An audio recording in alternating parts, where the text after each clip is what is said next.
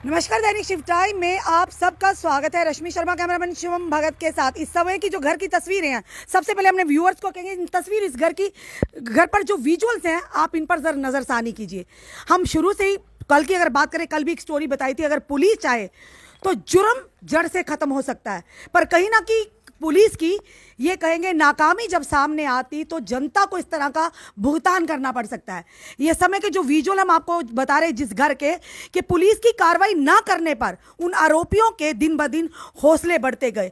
पहले उन्होंने घरों के कांच तोड़े, शीशे तोड़े, और जब पुलिस की तरफ से कोई कार्रवाई नहीं हुई उसके बाद रात आज की अगर रात की बात करें तो मिड रात में आकर पूरे घर को जला डाला।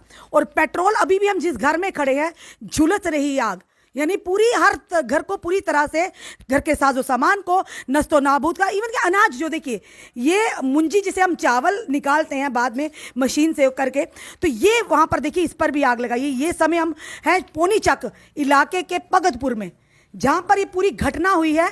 और खुद सोचिए अगर घर के सदस्य यहाँ मौजूद होते तो क्या कोई बच पाता। और घर की सामान, इवन कि आप पंखा भी देखिए, शॉर्ट सर्किट हो सकता था जिसके चलते मोहल्ले में भी बड़ी आपदा आ सकती थी। आप देखिए छत पर देखिए, यानी कहीं ना कहीं पुलिस की यहाँ पर साफ तौर पर नाकामी आ रही है, सामने आ रही है।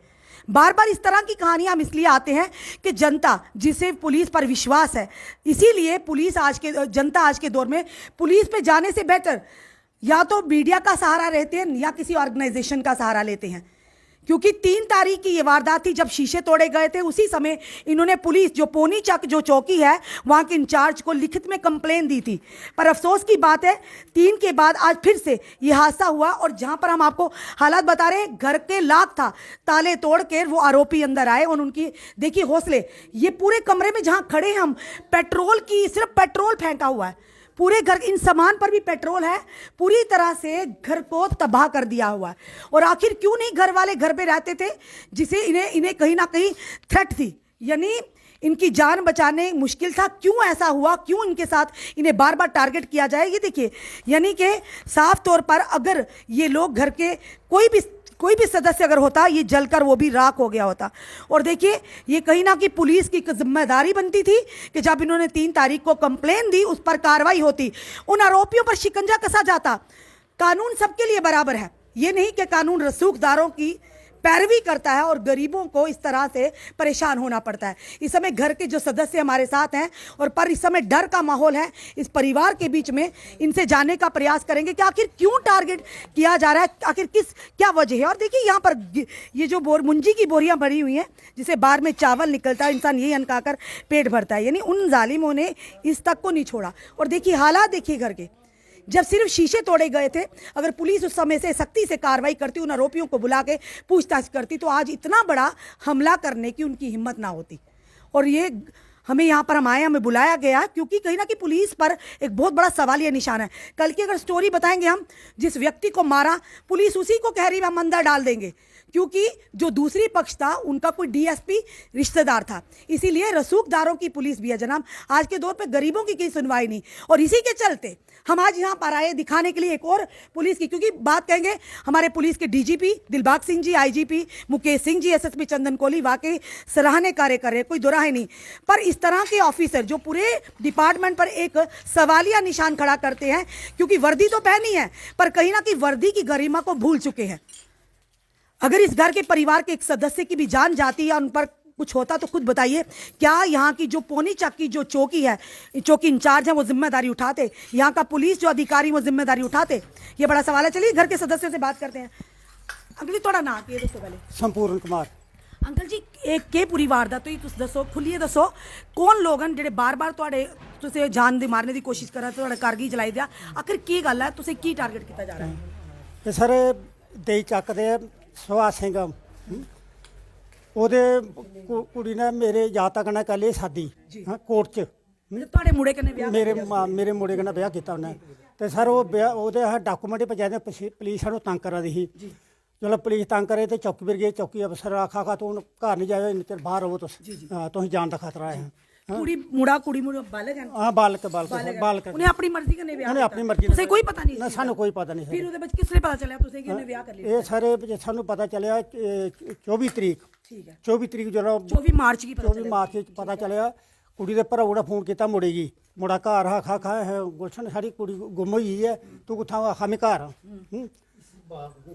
ਚਲੋ ਆਖਾ ਘਰ ਦੇ ਘਰ ਉਹਨੇ ਕੀ ਕੀਤਾ ਇੱਥੋਂ ਨਿਕਲਿਆ ਕੋਈ ਮੁੰਡਾ 3 ਵਜੇ ਨੇ 3 ਵਜੇ ਨੇ ਕੁੜੀ ਉੱਥੋਂ ਪ੍ਰੇਟਾ ਗਿਆ ਵੀ ਨੇ ਮੁੰਡੇ ਬੁਲਾ ਲਿਆ ਉੱਥੇ ਫਿਰ ਉਸ ਮੌਕਾ ਗਾਇਬ 25 ਤਰੀਕ ਮਾਰਾ ਸਾਨੂੰ ਚੌਕੀਦਾਰ ਆਇਆ ਦੇ ਚੱਕਦਾ ਆਖਾ ਕਾਈਆਂ ਵਾਰਦਾਤ ਹੋਈ ਹੈ ਕੁੜੀ ਇਹ ਕਹਿੰਦਾ ਉਹ ਸਾਕਾ ਕਰਾਂਦੇ ਭਾਈ ਗੁਲਸ਼ਨ ਲਈ ਹੈ ਮੇਰੇ ਲੜਕੇ ਨਾਲ ਗੁਲਸ਼ਨ ਕੁਮਾਰ ਫਿਰ ਉਹਦੇ ਬਿਸਤਰੇ ਥੱਲੇ ਦੇਖਿਆ ਤੇ ਉਹ ਵਿਆਹ ਦੇ ਕਾਗਜ਼ ਪਏ ਦੇ ਹਾਂ ਵਿਆਹ ਦੇ ਕਾਗਜ਼ ਛੱਡੀਏ ਦਾ ਕੋਰਟ ਮੈਰਿਜ ਦੇ ਉਹ ਫਿਰ ਆਏ ਨੱਠੀ ਇੱਥੋਂ ਘਰ ਛੱਡੀਏ ਤਾਲੇ ਤੁਲੇ ਮਾਰੇ ਨੱਠੀਏ ਕਿੰਨੀ ਦੇਰ ਤੁਸੀਂ ਨੱਠੇ ਰਹੇ ਇਹ ਸਾਰਾ 25 ਤਰੀਕ ਦੇ ਨੱਠੇ ਘਰ ਉਹਦੇ ਬਾਅਦ ਇਹ ਫਿਰ ਗਏ ਆ 13 ਤਰੀਕ ਬਾਅਦ ਕਿੰਨੀ ਤਰੀਕ ਪਰਚਾ ਪਰਤੀ ਗਏ ਉਸ ਦਮਾਣਾ ਇੱਥੋਂ ਦਾ ਚੌਕੀ ਵੀ ਪਰਚਾ ਤਾਂ ਦਮਾਣਾ ਐਸਐਚਓ ਕਨੇ ਮਿਲੇ ਡੀਐਸਪੀ ਸਾਹਿਬ ਕਨੇ ਮਿਲੇ ਡੀਐਸਪੀ ਕੌਣ ਸੀ ਕਿਹੜੇ ਡੀਐਸਪੀ ਸੁਨੀਲ ਸਿੰਘ ਉਹਦੇ ਕਨੇ ਮਿਲੇ ਫਿਰ ਉਹਨੇ ਕੀ ਕਾਰਵਾਈ ਕੀਤੀ ਉਹਨੇ ਆਖਿਆ ਐਸਐਚਓ ਕੋਲ ਜਾਓ ਤੁਸੀਂ ਅੱਛਾ ਠੀਕ ਹੈ ਐਸਐਚਓ ਕੋਲ ਗਏ ਆ ਉੱਥੇ ਬੈਠੇ ਉਹਨੇ ਆਖ ਲਿਆ ਠੀਕ ਹੈ ਤੁਹਾਡੀ ਕਾਰਵਾਈ ਚਲੀ ਜਾਏਗੀ ਤੁਸੀਂ ਜਾਓ ਹੁਣ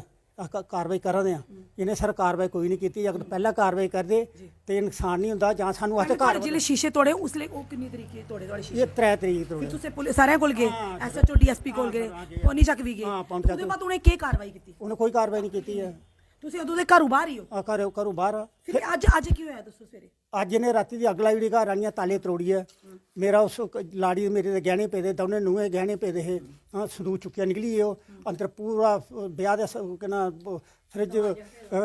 ਫਰਿੱਜ ਪੈਦਾ ਔਰ ਸੋਫਾ ਪੈਦਾ ਉਹ ਵੀ ਸਾਰਾ ਸਾਡੀਆਂ ਡਬਲ ਬੈੱਡ ਪੈਦਾ ਹੈ ਉਹ ਵੀ ਰਾਖ ਹੋਈ ਹੈ ਤੁਸੀਂ ਦੱਸੋ किस तरह की कार्रवाई चाहते हो ये तक इंसाफ आप क्या मैं सिस्टर हूँ उसकी हाँ क्या बताइए पूरी बात है क्यों मतलब बार बार ही पुलिस भी नहीं आपकी सुनवाई मेरी बात सुनो जब इन्होंने पर्चा पुर्चा लगाया पुलिस ने कुछ किया नहीं क्योंकि उन्होंने पैसे खाए पैसे भी हम लोगों ने दिए उनको उन्होंने फिर भी कुछ पहले को दिए थे पैसे जो उनको दिए हुए पुलिस को ਉਹਨੇ ਦਿੱਤਣਾ ਹੈ ਨਹੀਂ ਸਾਡੇ ਉਹਨੇ ਪੈਸੇ ਦਿੱਤੇ ਤਾਂ ਪੁਲਿਸ ਹੁੰਦੀ ਆ ਭਾਈ हाँ जी तो उन्होंने कुछ किया नहीं पहले किया होता तो आज वो ऐसा थोड़ी होता उन्होंने अरेस्ट वो लड़का है ना जो भाई है ना सुनील सिंह वो पिस्टल लेके सीधा सरेआम घूम रहा वो बोला पहले मैंने लड़के को खत्म करना फिर मैंने इसको इस फैमिली को परिवार को खत्म कर देना मैंने तो पुलिस वालों ने आपको खुद कहा कि घर से भाग हाँ पुलिस वालों ने खुद बोला घर से भाग जाओ आप लोग क्योंकि आपको जान को खतरा कोई मर्डर भी कर सकता है आपका खुद बोला हाँ पुलिस वालों ने बोला वो तो आपने पूछा नहीं तो आप किस लिए बैठे हो यहाँ पे बोला उन्हीं के पास कोई बात हम मान नहीं रहे थे वो हमारी बात क्योंकि उन्होंने पैसे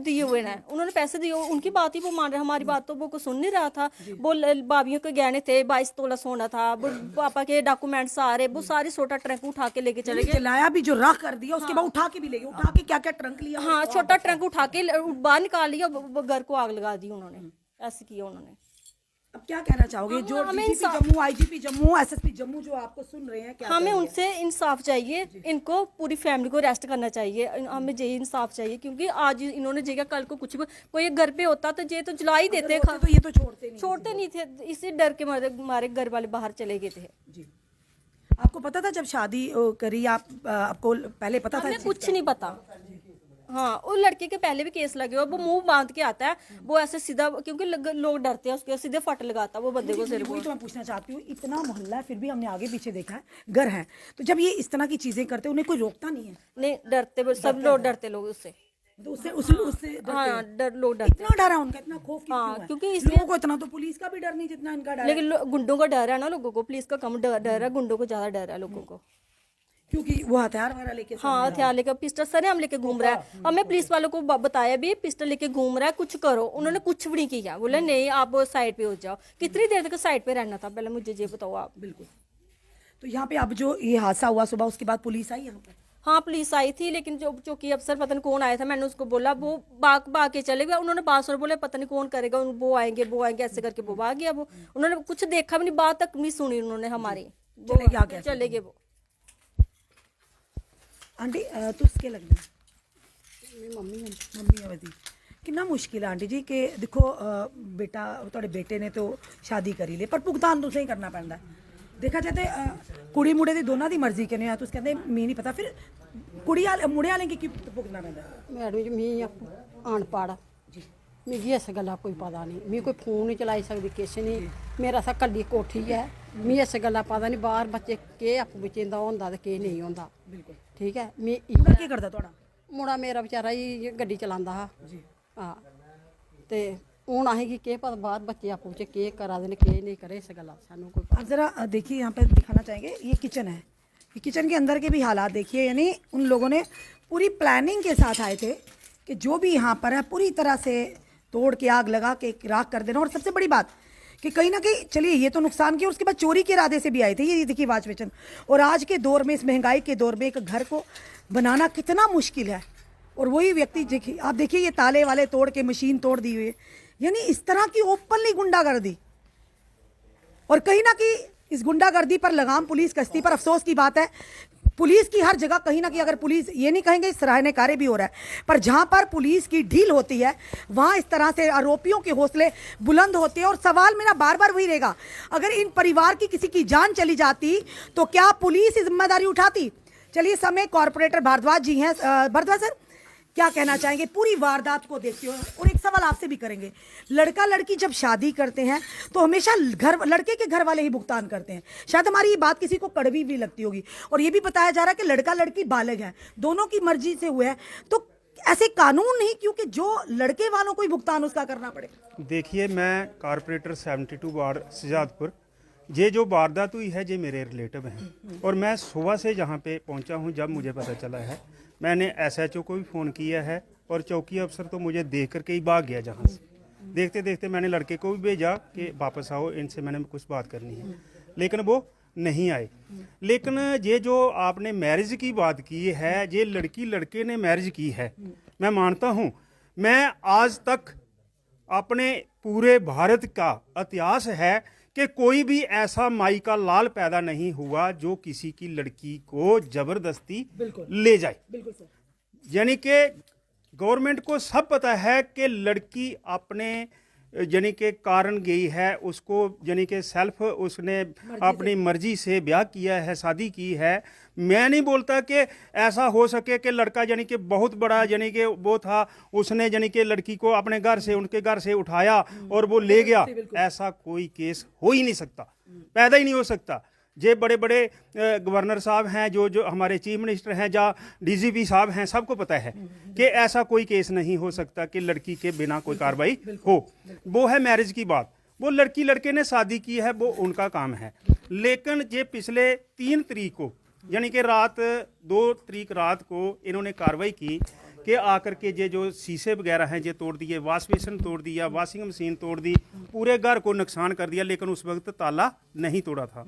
और जब इन्होंने बात की और इन्होंने एक एप्लीकेशन रिम्यू की चौकी अफसर को, चौकी अफसर को 3 तारीख को एप्लीकेशन दी है। उसके बाद ये वेट करते रहे। उसके बाद मैं खुद भी जाकर के 2-3 और बंदों को लेकर के जाकर के SHO साहब से मिले, और तकरीबन 7-8 तारीख की बात है, SHO साहब से बात हुई। SHO ने बहुत अच्छी बात की कि हम इसका करेंगे, मैं खुद भी जाकर के चेक करता हूँ। और SHO साहब आए भी, उन्होंने आकर के देखा भी। नहीं, दुमाना वाले। उन्होंने आकर के यानी कि इधर आकर के पूरा चेक किया। फिर मैंने एक दिन फ़ोन भी किया कि साहब क्या करें, बोल रहे कि हम कार्रवाई कर रहे हैं। लेकिन उसके बाद देख करके 13 तारीख को रिटर्न कार्रवाई करके एक एप्लीकेशन DSP दमाना को जाकर के दी।